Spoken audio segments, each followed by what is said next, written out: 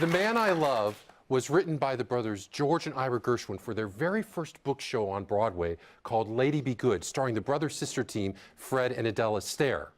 Well, this song was cut from that show, but it became a huge hit in its own right. And when a radio announcer introduced the song early in the Gershwins' career, he said, "And now, The Man I Love, written by George Gershwin and his lovely wife, Ira."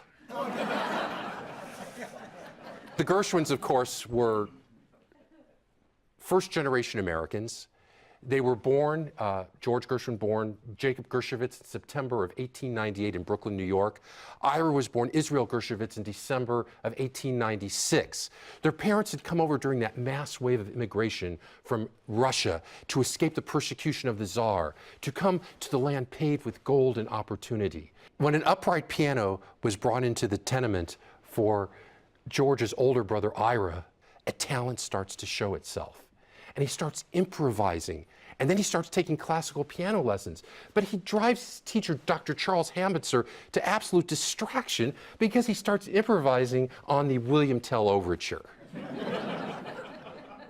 At the age of 15, he tells his mother what every mother wants to hear from their young teenage child, that they're going to drop out of high school. Well, in his case, he's going to drop out of high school to become a song plugger in Tin Pan Alley. And of course, Tin Pan Alley was a block in New York that existed from about the turn of the century until about 1950. And it was comprised of publishing houses all lined up together. And inside these publishing houses were little cubicles with upright pianos. And vaudevillians would come to hear new songs of the day so they could introduce them when they traveled the United States.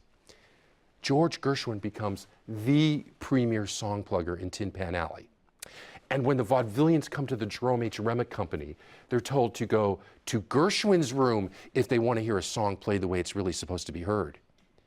And it's not long before George starts writing his own compositions in Tin Pan Alley.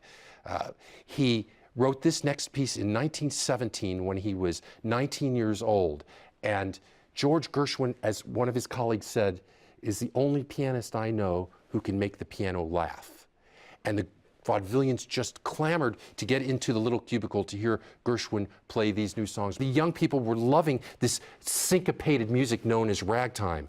So George writes his own early composition in this style in 1917 while he's in Tin Pan Alley.